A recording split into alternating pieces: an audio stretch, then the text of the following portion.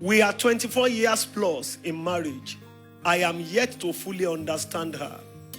And we are 24 years of staying in the same room. It's forever.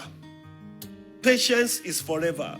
So therefore, wherever your patience stops is where your marriage ends. If your patience ends here, your marriage ends here. Marriage is two patient people staying together. To build a home, therefore, you must cultivate patience. Nobody is just patient. You learn it. You learn it, please. You cultivate it. And number two, outburst of anger, lack of emotional intelligence. Nobody on this earth can stay with an angry person successfully. When your car overheats, what do? You park. You open it to cool down. You don't embrace a hot iron. So there can be peace, there can be joy. There are some men here, you are constantly hot. And there are some women here too. Your hotness is raised to power 30. Hot anger. I'm telling you, anger, angry outburst. How dare you abuse each other before your children?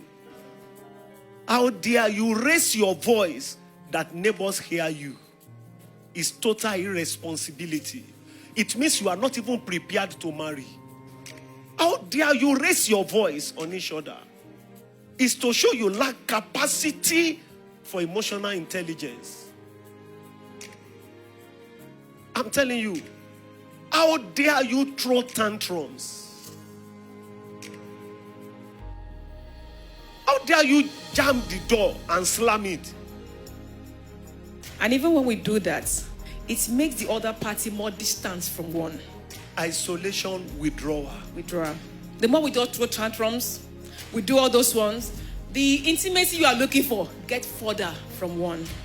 When you slam the door on your spouse, slam the door, and scrap. Shit. You don't eat the food. No food. You marry shit. You are married to scrap. The person you pay the dowry is scrap. So you've gone to pay for scrap to come to your house. You don't know what you are not emotionally intelligent to marry. You are a boy. Immature. You are immature. You are not. You are not emotionally stable to marry. Thank you, sir. Did you hear that word on patience? Capacity to bear and tolerate without reacting. It is staying power. Patience is not to be slow. It's not to be slow. It's a virtue that depicts maturity. It's a virtue. You don't speak just because you feel like. You are able. You don't want to eat, but you eat. Yes, sir. Even if it is beans. You eat it.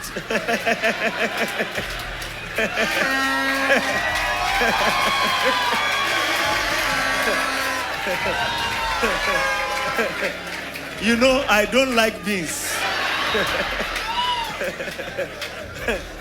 You know the truth. Because of the way we were raised, there are two things, gari and beans.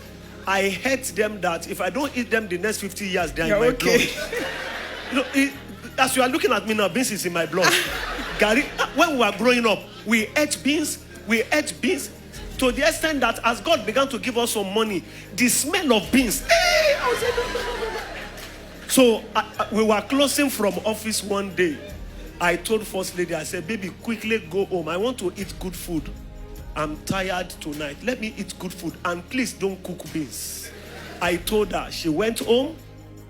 As I was climbing, I was hearing the smell of beans. Burnt. It was not even being cooked. It was already burnt. She put the beans on fire and she slept off. But the truth is that there was no money that day. It was only beans that was in the house. Remember, I was pregnant. I was so tired. I needed to sleep. So this is the other version of the story, sir. You see the two sides. So, That was a balance. You can see now that you need understanding. Yes, sir. I entered, I went to the kitchen, I removed the burnt offering to the Lord, I put it down, I went to the room, I woke her as she stood up because she was just with the clothes and everything. She stood up and ran to the kitchen. I said, no problem at all, baby. So we prayed and slept hungry, the two of us. No fighting, no anger, no reaction, no abuse. Thank you. Thank you for all the Hallelujah. understanding. There is no marriage that won't go through it.